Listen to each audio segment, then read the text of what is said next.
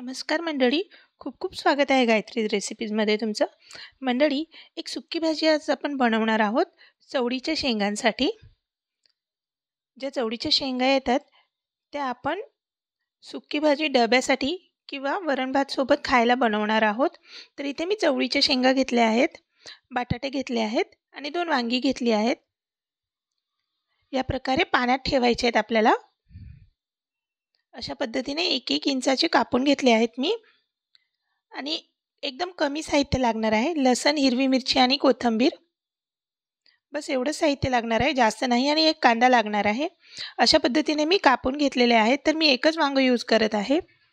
आणि कांदा इथे मी फोडणीसाठी तेल गरम करायला ठेवलेलं आहे.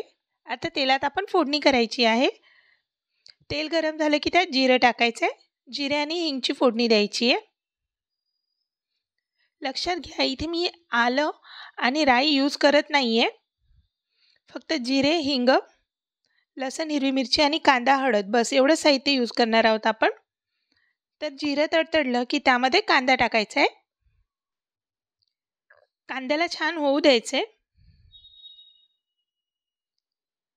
कांदा मस्त परतून घ्यायचा आहे. त्यानंतर कांदा होतोय तोपर्यंत इकडे आपण लसण, हिरवी मिरची आणि कोथिंबीर बारीक वाटून घ्यायची आहे मिक्सरला. बघा, मस्त असा कांदा होत आलाय. जास्त लाल करायचा नाहीये इथे आपल्याला. आता तेल सुटल्यानंतर आपल्याला त्यात हिरवी मिरची, लसण आणि कोथिंबीरची पेस्ट टाकायची आहे. ओबडधोबडच वाटलेली आहे, जास्त बारीक नाहीये. छान असं मिक्स करून घ्यायचे. कच्चा वास गेला की त्यात अर्धा चमचा एवढी हळद टाकायची आहे आणि पुन्हा एकदा मिक्स करून घ्यायचे.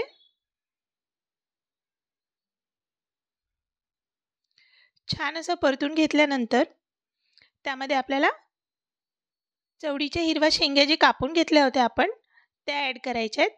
बाकीच्या पण पाण्यातून निथळून त्यात टाकायच्या आहेत आणि छान मिक्स करून घ्यायचे. कांदा आणि लसण मिरची छान अशी शेंगांना सगळीकडे लागली गेली पाहिजे. बटाटा आणि वांग ऑप्शनल आहे, तुम्हाला ॲड करायचं असेल तर करा, नाहीतर तुम्ही असंच बनवू शकता. शेवटी चवीपुरतं मीठ टाकायचे आणि छान मिक्स करून घ्यायचे. एक 10 मिनिट असंच होऊ द्यायचे. नंतर त्यात आपल्याला टाकायचे थोडंसं पाणी शिजण्यापुरतं. तर मिक्सरच्या भांड्यामध्ये जे मसाला उरलेला होता लसण, हिरवी मिरची, त्यातूनच आपण पाणी घेतलेलं आहे आणि छान असं मिक्स करून घ्यायचे. हे जेवढं पाणी आहे, एक अर्धा ग्लास एवढं, ते आपल्याला छान आटवून घ्यायचे, म्हणजे आपली भाजी छान शिजली जाते.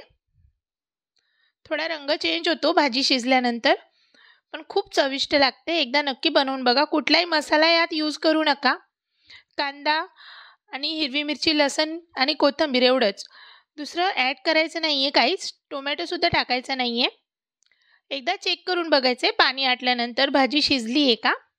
त्यानंतर शेवटी खूप सारी कोथिंबीर ॲड करायची आहे आणि छान मिक्स करून घ्यायचे. झाकण ठेवायचे आणि 2 मिनिट नंतर आपली भाजी रेडी आहे खाण्यासाठी. बघा, अशा पद्धतीने असते ही भाजी. खूप चविष्ट लागते.